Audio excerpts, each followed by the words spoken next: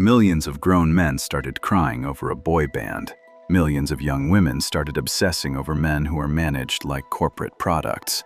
And somewhere in the middle, a fandom was born that nobody fully understands. Today, we go inside the world of BTS ARMY. And what you're about to see, most fans don't want you to know.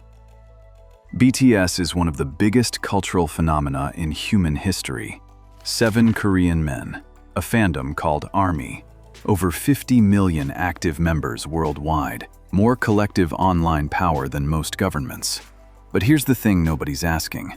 What is this fandom actually doing to the people inside it? Because behind the merchandise, the fan edits, the streamed albums, the hashtag wars, something darker is happening. Something psychological, something physical, something that the K-pop industry, the media, and even the fans themselves are scared to talk about. So let's talk about it. The machine behind the magic. First, you need to understand what BTS actually is at its foundation. BTS debuted in 2013 under Hybe Corporation, formerly known as Big Hit Entertainment. 7 boys, modest background. They weren't the most polished act, but they had something rare. They wrote their own music, and they talked about things nobody in K-pop was talking about. Mental health, social pressure, self-worth. That resonated. By 2017, they broke into the Western mainstream. By 2020, they were performing for the United Nations. Their album, Map of the Soul, 7, sold over 4 million copies in its first week, in South Korea alone. The numbers are staggering, but here's the question underneath those numbers. How does a management company turn human beings into a product this perfectly? Hybe didn't just make music. They built a psychological architecture around BTS, designed to create maximum emotional attachment in fans. Fan membership apps, daily updates, personal video messages. I purple you, a phrase designed specifically to make fans feel like they have a private emotional language with the members. This isn't accidental. This is intentional parasocial engineering, and millions of people walked right into it. Now here's where it gets uncomfortable. Because this manufactured intimacy, it doesn't just affect your emotions. According to a growing body of research, extreme fandom behavior is now being linked to measurable hormonal and psychological changes in the human body. Keep watching, because this part changes how you see everything. The low testosterone reality. Let's be direct. There is a documented phenomenon, and it's been discussed in fitness communities, psychology circles, and now medical research, where men who engage in extremely passive, consumption-heavy, emotionally dependent entertainment habits show measurable declines in testosterone levels over time. A 2021 study published in Frontiers in Psychology found that passive media consumption, combined with low physical activity and high emotional dependency on external stimulation, directly correlates with reduced motivation, decreased assertiveness, and hormonal dysregulation in young men. Now, nobody is saying BTS is the cause, but the behavior patterns inside extreme K-pop fandom culture, specifically ARMY culture, match almost perfectly with the environmental conditions that suppress testosterone in young men. Just think about it. Hours of daily passive watching, emotional highs triggered by content you have no control over, dopamine loops driven by idle updates, decreased physical activity, social withdrawal from real-world relationships, comparison anxiety, even the aesthetic that K-pop promotes. Soft, passive, feminine-coded masculinity, when consumed obsessively, rewires what young men consider normal masculine identity. Korean idol culture deliberately markets a demasculinized male aesthetic to a global audience. That's not hate. That's literally the product design. And the result? A generation of young men who spend their peak testosterone years sitting in front of screens, emotionally regulated by 7 men they will never meet. But here's what's even more alarming than the men. It's no secret that women are more obsessed with BTS than men. What's happening to the women inside ARMY is a completely different kind of damage. Toxic fandom behavior and the psychology of obsession. ARMY has a reputation problem, and it's earned. Fan communities online, particularly on Twitter, now X, and TikTok, have documented thousands of cases where ARMY members, especially women, engaged in coordinated harassment campaigns against anyone who criticized BTS. Journalists, other artists, former members' ex-girlfriends, even other fans who left the fandom. This isn't a small fringe group. This is organized behavior.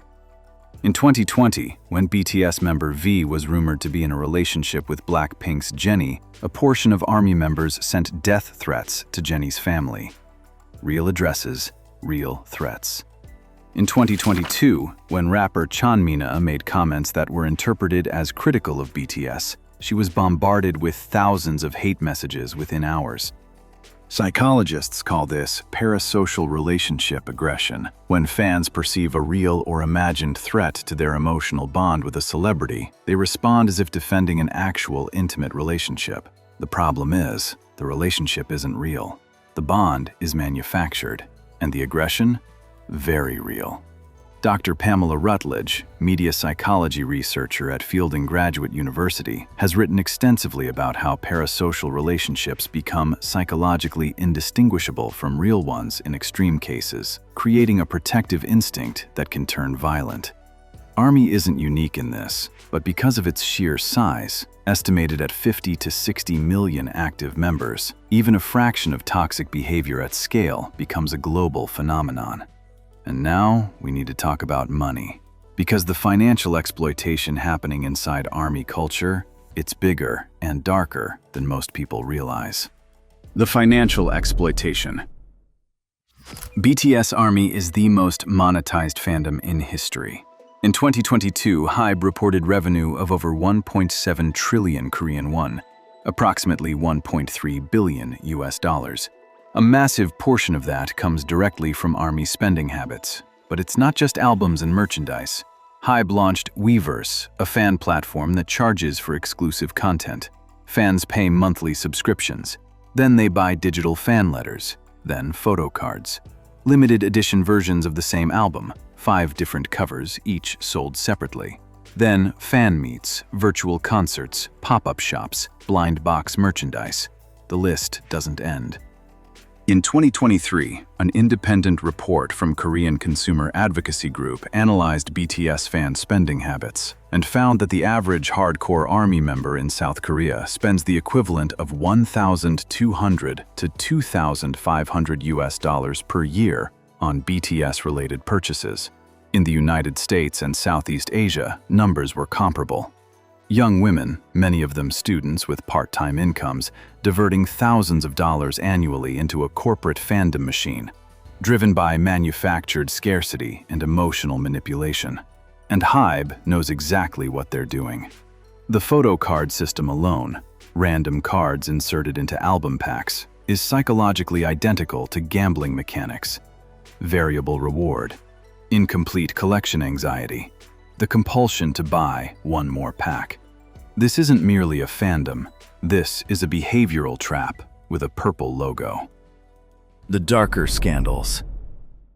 Now, the scandals. Because BTS isn't clean either. In 2023, RM, BTS's leader, completed his mandatory South Korean military service, and the entire conversation around BTS's military exemption controversy resurfaced. For years, lobbying happened at governmental levels to get BTS exempted from mandatory service, a privilege most Korean men don't get. The public backlash was significant. It eventually forced all members to enlist. In 2022, member Suga, now known as August D, faced controversy when a past mixtape track surfaced containing a sample from a speech by Jim Jones, the cult leader responsible for the Jonestown massacre. The track was pulled. An apology was issued. But the question remained, how does a song with that sample get past an entire corporate review process at one of the world's biggest music companies? And then there's the ongoing conversation about the mental health of the members themselves. Multiple BTS members have publicly disclosed struggles with anxiety, depression, and identity crisis, conditions many researchers link directly to the extreme idol training system that takes young boys, isolates them from normal development, and manufactures them into emotional products for mass consumption. The ARMY mourns when the members cry, but who mourns for what the system took from them before they ever stepped on stage? So, here's the truth. Just like other artists, BTS might be genuinely talented. But the machine around them, and the fandom it created, is one of the most sophisticated behavioral manipulation systems ever built in entertainment history.